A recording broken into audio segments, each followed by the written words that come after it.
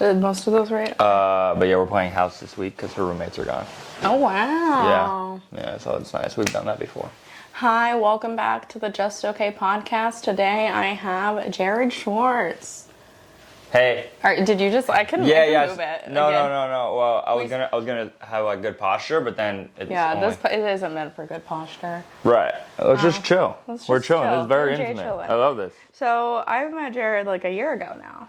Over a year. Over a year ago, you did my show when I used to be at the Stand, and it's been a year since I've been at the Stand. Wow. Yeah. So we've known each other for about over a year now. I know, that's wild. And not just that. Your show now, I mean, you do 2 shows now each time. I do 2 shows every Thursday at Gamma Lounge, a little indie show, you know. And they pack out. Thank you. And it's a lot of fun. Thank you. And I've bombed on everyone I've done, but it's a great time. Yeah. I mean, we have other comics on the show, you know. Better. we have good comics too, okay? We don't just have... Well, I think you did good on the Stand show, right? The Stand one, yeah, but I was running clean material at the last one, and then Well, you're not really a clean girl? I'm not a clean comic. But I was having to run it. But it did prepare me for that weekend. I did great that weekend. Yeah. But it was like running clean material. It's just not fun, because that's not what you want to do. I'm a clean comic. I'm a pretty clean comic. But I guess. You have that whole joke that got you in trouble at work. Right, about pedophilia. Yeah. Yeah, I'm pretty good at pedophilia jokes. Pedophilia jokes are fun though. Yeah. I think a lot of people have this whole idea of what comedy has to be, and that it has to be... What's that idea? It has to be nice to everyone involved. Right. No. And the funniest thing isn't always going to be the nicest thing. I came here to break down comedy. Yeah. That's what I came to do. Everybody wants to hear Jared Schwartz's opinion on what I've been comedy waiting. actually is. I've been waiting all day for this. Well, I was actually, the reason I'm riled up today is because I was fighting with people on TikTok. About a roast battle I did, and the guy said, he also, this was the only decent roast he had. All of his roasts were garbage. He was 20 years old, you know, he's not like great at, it was his first roast, I think, too, and it was really bad. I thought I did really well. That's not nice of her to say. Okay, there's this other guy, but he said, Britney's half Mexican, but it's only the gross parts, which I was laughing at. And then this girl made it about racism. And then after racism, I was like, I mean, it's a roast battle, you know, it's just like, that is what it is. Right. I said he could talk about it. And she's like, then she got into rapists. I was like, this is a 20-year-old kid that's not, not making a not funny joke. But like, it's not, don't bring it to that. Right.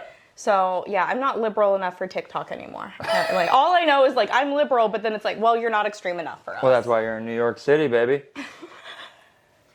Thriving. Oh, yeah. Have you talked about New York City on your podcast every episode? Every episode. I mean, every day I think about jumping in front of the N train and then I don't do it, so it's okay. We all do. Yeah. Well, I don't take the train, so I just think about hitting other cars.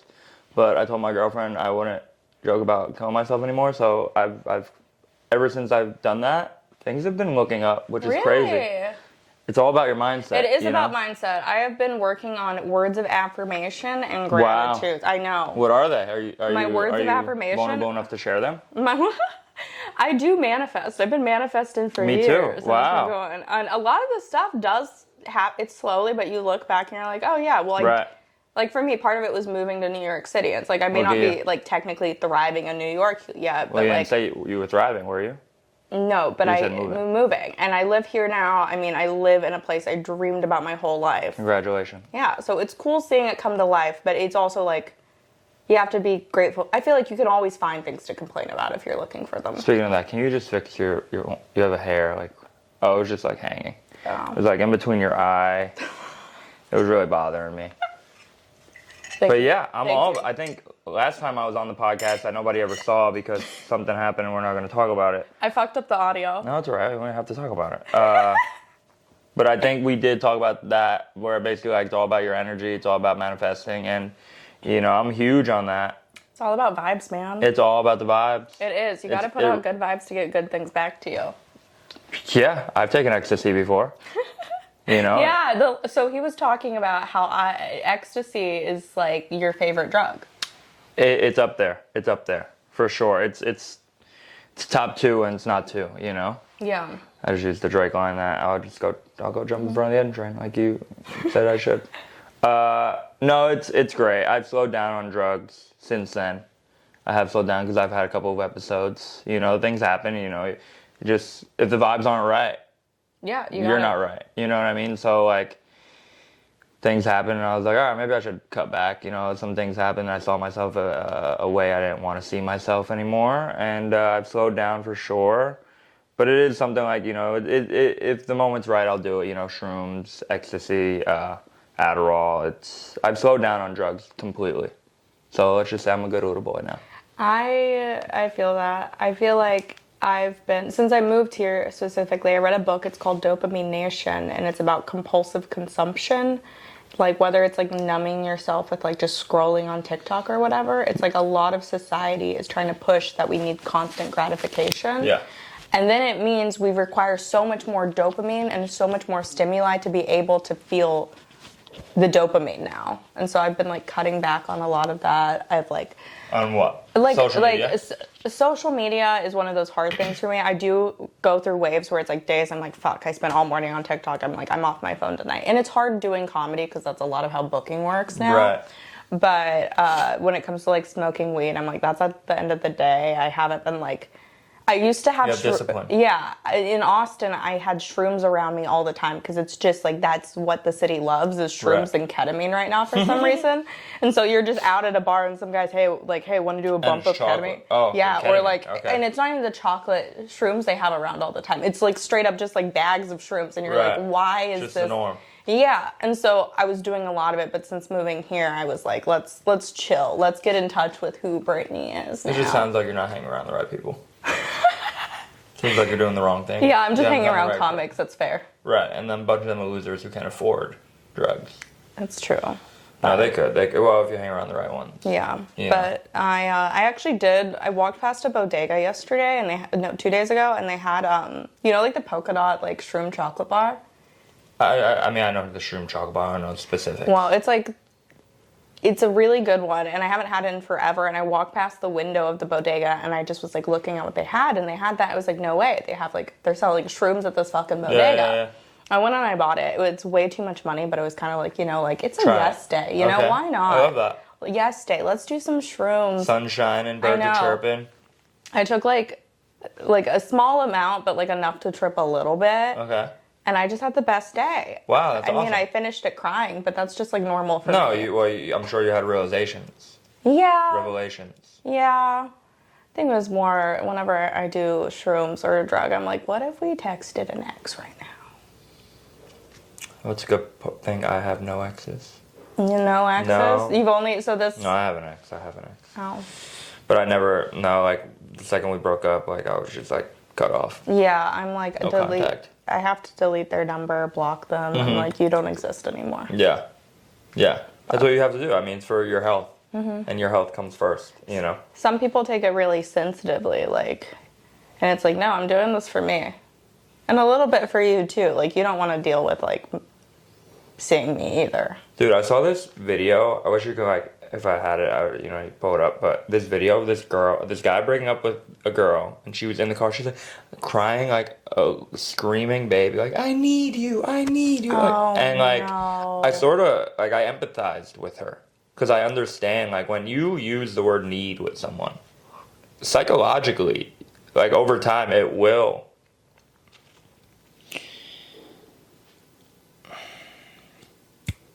I lost the word I had. I tend to do that a lot. Manifesting them. No. Or pushing them away. No. It's like when you condition. Looking for the C word. It will condition them C word, to need you. Yeah. And when it comes to manifesting and just your words, you have to be impeccable. My favorite book, The 4 Agreements. You have to be impeccable with your word. Because it is exactly what you say it is. Yeah. You speak it into existence. If you say you need someone, you're gonna need them. And that's a problem. That is... I was in bed with my girl, and we were having sex, and I was like, I'm not gonna say the N-word right now. I was like, I'm about to say the N-word, but I was like, I'm not gonna say the N-word. She was like, say the N-word. I was like, I'm not gonna say the N-word. I clip those so out of context. I know. That'd be really funny. That's not a bit, but because like it could be a bit, but like I don't know how to make it a bit. You know what I mean? Yeah. But you get what I mean? Like it will psychologically fuck you up.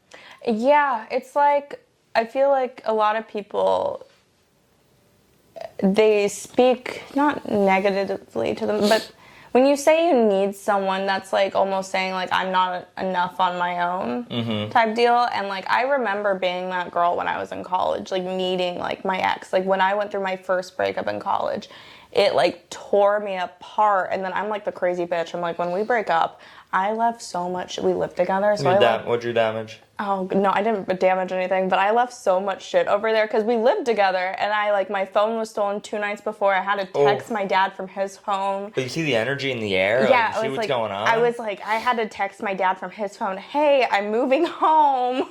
And then I, like, just kept having to drive back down I-35 from Austin to San Marcos, Texas, crying to go pick up shit, but then I kept leaving shit there. On purpose. A little both on purpose and accident. I had unconsciously. Unconsciously, a little consciously. But you know, like it was like I needed him, and then you know I realized my own worth years later. How'd you do that? Dude, fucking shrooms. Well, no, actually, I didn't do shrooms at this point. I was just being kicked out on your ass and having to move back into your parents' house is the most humbling shit ever. Like. It was mad humbling. Like, I straight up had to, like, I had to get better myself. Like, I had to force myself to, like, be like, yo, these are your issues. You got to take care of them. No one else is going to fix you for you. And so, I mean, I had PTSD, which is, like, why we lived together. It wasn't, like, a cute thing. It was, like, I literally couldn't sleep alone. Right. And so then I had to go back to my parents, and then I had an empty apartment, and so I had to eventually, like, move back into that empty apartment and be like, okay, I'm here now. We're gonna, like... Get through this. And after, like, several years, like, 2 years of, like, crying over him, 1 year of, like, being good, and now he and I are best friends. And the tables have turned. He's, like, in love with me, and I'm like, I could never go back to you. Wow. So. Wow, good for you. Thank you. But, no, that was, like, a 19, 20-year-old Brittany. That was just so, it's, like, looking back, I'm like, I feel bad for women that, like, can't leave a bad situation, but I've been there. Right.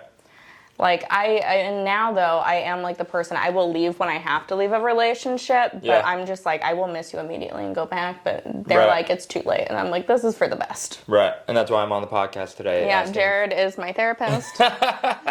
Oh, no, I was going to say, the ex-boyfriend trying to get you back. Well, Brittany, you're certainly making a name for yourself in New York City. No, yeah, I'm out barking for shows that don't happen. Everybody's got to go through that grind. There's a couple I barked for that didn't happen. Everybody goes through that grind. I do like you have to, like, earn your spot here, because it does feel a lot more rewarding when you do get the stage time. Right. And, like, I mean, I complain about it, but, like, I've been getting booked. I need to focus on the positives, you know? That's what it's all about.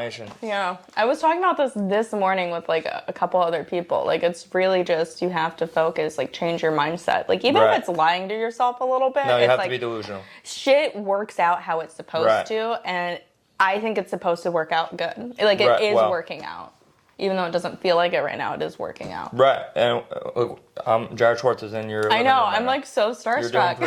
You're doing pretty well. You know. No, it is totally, like, I've actually been dealing with a lot of, like, negative thoughts coming through, and it's like the sushi, rotating sushi bar? Conveyor belt. Yeah. Conveyor belt, there was a word for that, you know? I couldn't get the word. It's like the sushi conveyor belt. It's like, there's always going to be pieces of sushi coming by, you know what I mean? Some are going to be good, some are going to be bad, depends which one you want to grab, you know what I mean? You grab a bad one, you eat it, you throw it away, you know, but you can't just sit and dwell and be like, oh, that piece was so bad. You just have to, oh, look, here's a good one. You know, you have to have the what's the D word I used earlier? Damn, I should have took my Adderall today. Not determination, hard with discipline. C and D words. Discipline. Yeah, you have to have discipline in order to, like, I'm reading the Power of Positive Thinking right now. I'm all about these books. Like, I just keep reading them just to, like, keep myself refreshed. I'm like, because I feel like if I don't read some of them for, like, a bit, like, I'll just, like, start thinking bad thoughts, or, like, then bad thoughts are going to happen. It's about if you let those seeds grow into full plants. Yeah, you don't want to dwell on them. You can't. You got to be lucky for the life that you're living. You know, and, I mean, unless you come here with, like, JFL or, like, Fallon, you just have to start. Yeah, you're like a no one no matter what. Right. It was so funny because that was Dylan's least favorite part of this, and I love that part of New York. Right. That's weird, though, because Dylan came here with a credit. Yeah. But it's also David Spade, which David Spade's great. But yes, David Spade and Comedy Central featuring. Oh, now he has featuring, so that's a little different. Yeah. Before he came. He had recorded it, so I think he was like annoyed. He was throwing it out there? No. Maybe. A little bit, but yeah. But he's got to use the gay card a lot more. Shout out to Dylan. He's a great guy. Miss him. Tell him to come back. He has a couch here to sleep on. You can put your legs on this. No, I straight up know if he comes to visit me, he's sleeping in my bedroom because I work out in the morning, and he won't fuck with that. He will be like, right. Yeah, no, he's not a fan of me waking up early. Right. It was fun living with him too because he's like, I got Brittany to loosen up and stop like working all the time, and I got him to like eat healthier. That's great. And, you know, it's all about the yin and the yang. I made him eat protein oats, and I was so happy I got him to do it. I know, big deal. The more you help somebody become successful, the more successful you become. Yeah. I mean, it's also, I think, a big thing in stand-up is people get jealous of other people getting things. Yeah, it's going to happen. And it's like, you know, that's not meant for you then. There's going to be something better for you. And that's in all factors of life, just being jealous of, like, what other people get. I know people, the thing is, my whole life, people always love to hate on me, and that's my favorite part, you know. I'm used to it. So now just being in this industry, it's just bound to happen no matter what. Like, I got that in high school. I got that in elementary school. You know what I mean? People just love to, like, people didn't even care if they won. They were just like, as long as you lose. And it's like, to have that type of hatred in your heart, you need help, you know? Because, like, and I've realized, and this is one of the lessons I took from after breaking up with my ex, is like, I remember after we first broke up, I was like, oh, fuck her. Like, I hope she doesn't get anything. And then I read this book. I forgot what book it's from. Maybe the 4 Agreements, but the energy you put out there for someone else is the exact energy you're going to get in return. Yeah. And once I started realizing that, I started writing down. I'm like, I hope, you know, she's deserving of love. Like, I hope everything happens for her. I hope everything goes well. And that's when everything started flourishing for me and coming into my life. And, you know, getting back to the affirmations, what are the ones that you're telling yourself right now? Do you write them on a daily basis? I type them or I write them in the morning. I have like a gratitude journal. It's really cute. Like gay, but I love it. No, it's fine. I mean, you have to do it. I think every successful person does that. I used to, when I lived in Austin, I would walk past the Paramount Theater every morning because I lived downtown. I would walk past there with my dog and say, I'm selling it out tonight. And haven't yet, but you know, one day maybe. Because you're not doing it anymore. Yeah, I know. Still write that? No, but my main thing is that I'm a young, successful, professional stand-up comedian. I radiate love, and love radiates back to me. I heard that one on a TikTok once. Yeah, I use I radiate love, peace, and goodwill to those around me. That's one of mine every day. Nice. One of mine's. One of yours. But then I have a couple of my own. I made up some of my own. Be somebody who someone wants to work with. That's one of my own. That I made up. I haven't read that anywhere. I made that up since like 3 months into comedy. I write like about 2.5 pages of affirmations every day. Or say them in my head every single day. I say them more than I write them now just because I'm more of a type it out on the computer type gal. But you don't really feel it as much so I say it out loud to myself instead, like while I'm walking around. And like people will talk to themselves all the time in New York. So I'm like, I like blend in so well. Right. But yeah, it's just really a lot of like, because a lot of what I deal with is like feel like imposter syndrome or like not being good enough, and so I'm like I'm an excellent writer. I have so many great new jokes and like all these like things. I don't know about all that. I get so down. You know, it's such a common thing with like stand-ups and writers. We're it's like you get so down on yourself and like I don't have anything new. And it's like, you know, eventually something will come. Right. So it's good to be that way because then that means you just want more. Yeah. You know. But I don't know if you know, you say you do it during the day walking around, you know, I do as well, but the best time I've read, multiple people have said at night, right before you're falling, it's like count your sheep like count your blessings before you go to sleep. Like just say them and like go to sleep imagining it. Yeah. One thing I just read in The Power of Positive Thinking. This is more of a mindset podcast now. Not really any comedy. That's usually how it goes with me. I'm all about the business. You know what I mean? I'm all about the mindset. I have no jokes. I don't know how I've gotten anywhere. But prayerize, visualize, actualize. I like that. Okay. It's all about envisioning it. It's all about envisioning it. I mean... At night, envision it. Yeah. And it will come out. It's very... It also feels good to envision it, because then you're like reminding yourself why you're doing it. You have to feel it. I mean, you just did your first theater with Tim Dillon. That's so sick. I did do just my first theater. Yes, I did just do my first theater. Thank you for mentioning that. How it was a surreal experience. Like I'm still like what's the word I'm looking for again? I'm still taking it in. Because the thing is, like, I'm not itching for it right now because I actually have another theater coming up this weekend in Kansas City with him. So, like, I know I have one already. Like, I'm looking forward to that already. I'm like, okay, let's see how I can do well again. Because I actually, you know, I am one to toot my own horn. I think most comics are confident in that aspect. But, like, I'm not usually one to be like, I killed it. But, like, I did do really well because I did receive an applause break for a joke 2 minutes in. And, like, it's pretty cool. There you go, buddy. Hell yeah. Thank you. It was pretty cool. And it's like, this was one of those things that, like, I did say it to my girlfriend. I remember I was like, he asked me to open for him back in Oklahoma about a month ago. And then, like, the rest of his tour is all theaters. I'm like, I remember saying, I was like, do you think he'll ask me to do a theater? Like, I was like, I don't know, but I spoke that, and I never thought about it. I was just like, whatever, like, I'm going to keep doing my own thing. And then he hits me up for it. And I realize now a lot of things you get is when you don't care about it. Yeah. And that really just puts everything we just said out the window.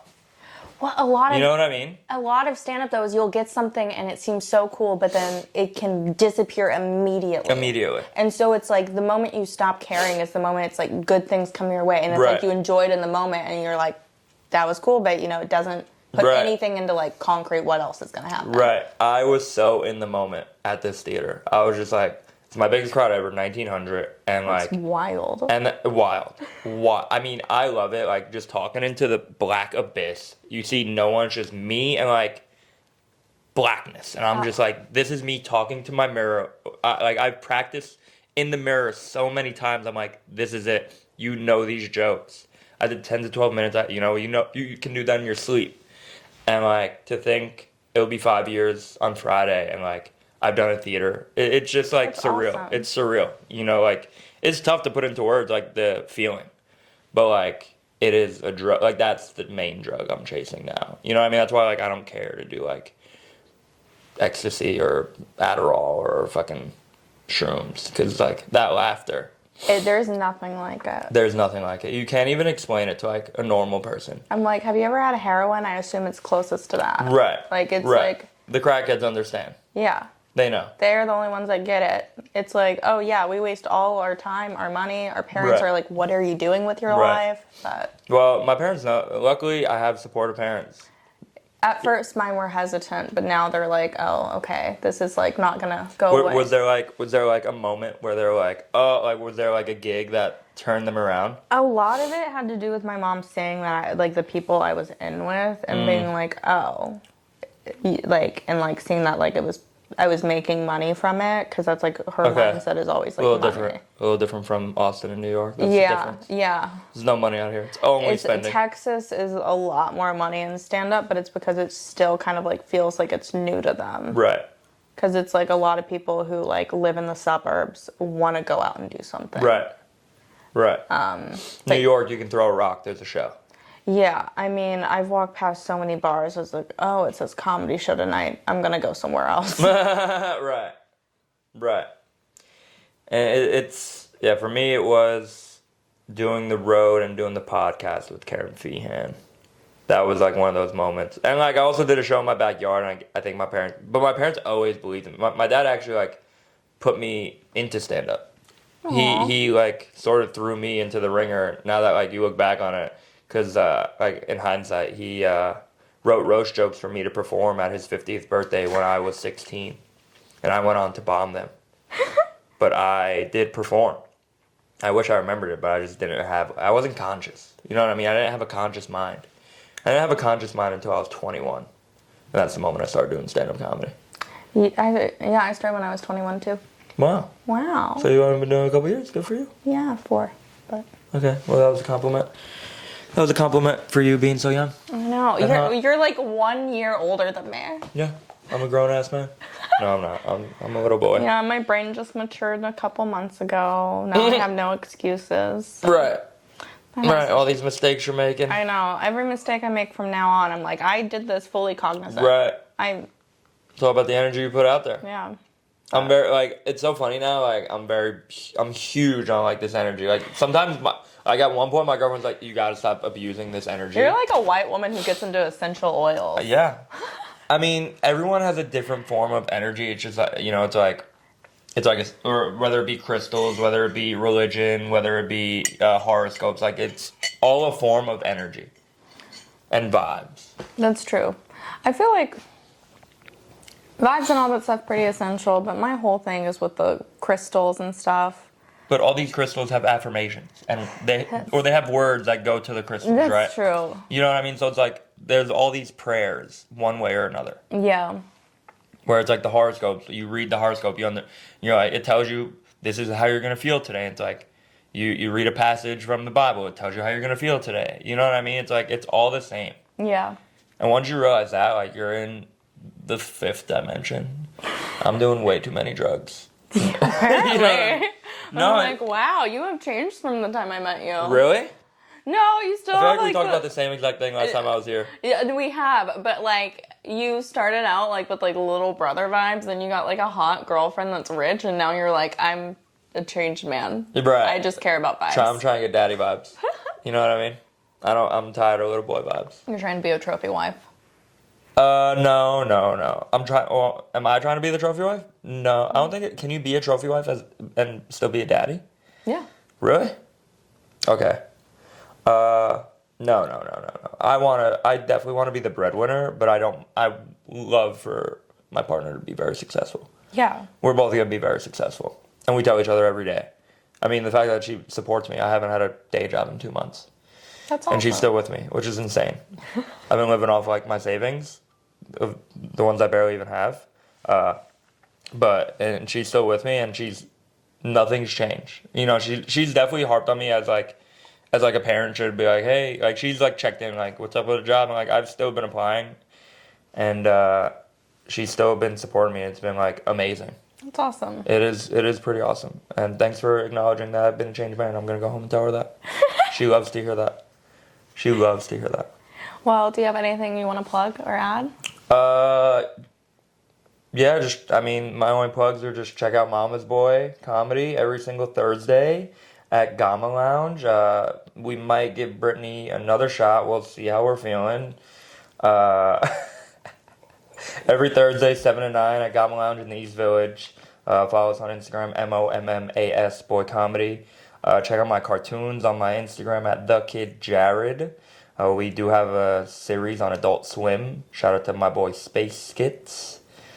And I am working on my speech. I'm in speech therapy now. So, get on the wagon now. Thank you very much for having me. This is great. Thank you for doing it. No, this is great. Hopefully this one makes it out. It will.